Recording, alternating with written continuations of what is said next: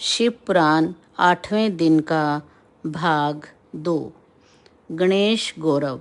गणेश जी के पुनः जीवित हो जाने पर पार्वती जी की प्रसन्नता का ठिकाना न रहा। उन्होंने बालक गणेश को अपनी दोनों भुजाओं में भर लिया और प्यार करने लगी। बालक को उन्होंने अनेकों प्रकार के वस्त्र आभूषणों से सुसज्जित कर दिया। सबने बालक गणेश की पूजा की। देवी पार्वती ने गणेश का मुख चूम कर आशीर्वाद दिया। हे पुत्र, तुम्हारे मस्तक पर सिंदूरी निशान हैं, अतः सब तुम्हें सिंदूर से पूजा करेंगे। तुम्हें सब प्रकार की सिद्धियां प्राप्त होंगी। तुम्हारी पूजा से सभी प्रकार की विघ्न बाधाएं समाप्त हो जाएंगी। शिव जी ने उनके सिर पर हाथ रखकर कहा, यह मेरा दूसरा पुत्र है। गणेश जी ने शिव जी के चरणों में प्रणाम किया। सभी देवताओं ने गणेश जी से क्षमा मांगी। तीनों देवों ब्रह्मा विष्णु महेश ने सबके पूजनीय और गणनाथ होने का आशीर्वाद प्रदान किया। सब ने कहा, मनुष्य सबसे पहले इनकी पूजा करेंगे, इसके बाद हमारी पूजा करेंगे। सबसे पहले शिव जी ने मांगलिक वस्तुओं से गणेश जी की पूजा की। इसके पश्चात विष्णु जी, ब्रह्मा जी, पार्वती जी ने गणेश जी की पूजा की। सभी ने एक स्वर में उन्हें सर्वाध्यक्ष बना दिया। देवता दुंदुभि बजाने लगे और अप्सराएं नृत्य करने लगी।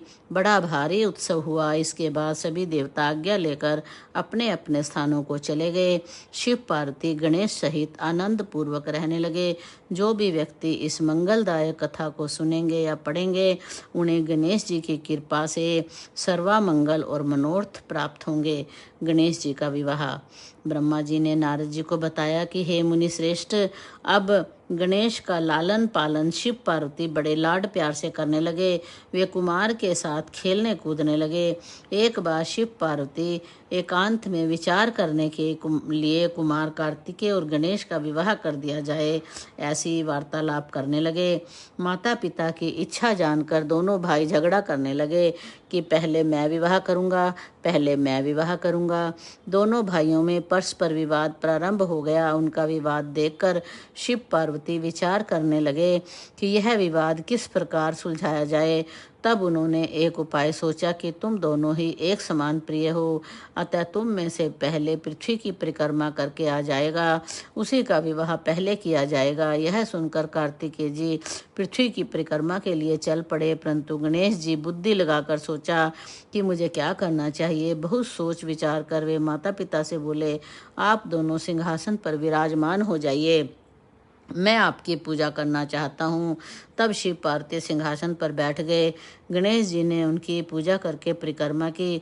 फिर उनकी स्तुति करके वे बोले, अब आप मेरा विवाह कर दें। शिव जी ने गणेश जी से पूछा, क्या तुम पृथ्वी की परिक्रमा कर आए? तब भी शीघ्र परिक्रमा करने जाओ, कुमार तो चले गए हैं। गणेश जी ने हाथ जोड़कर बोला, जब मैंने आपकी 7 बार परिक्रमा कर ली, तब आप कैसे कह सकते हैं कि परिक्रमा कराओ? क्या इसमें पृथ्वी की परिक्रमा नहीं हो गई? क्या यह वेद शास्त्र असत्य हो जाएंगे?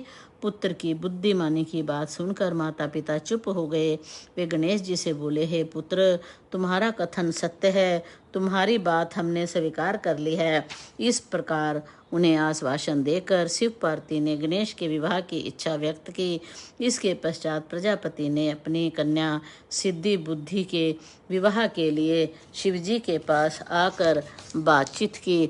शिव जी ने उनका प्रस्ताव स्वीकार करके गणेश जी का विवाह निश्चित कर दिया।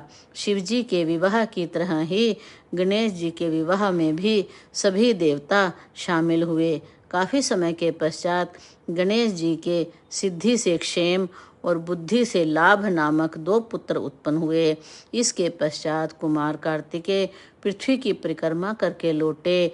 नारद जी ने रास्ते में ही कार्तिकेय जी को सब समाचारों से अवगत करा दिया। समाचार जानकर कार्तिकेय जी के क्रोध की सीमा ना रही। वे माता पिता को प्रणाम करने के पश्चात क्रोंच पर्वत पर जाकर तपस्या करने लगे। कुमार के विरह में पार्वती जी को बड़ा भारी दुख हुआ। बोलो गणपति महाराज की जय, सच्चे सनातन धर्म की जय।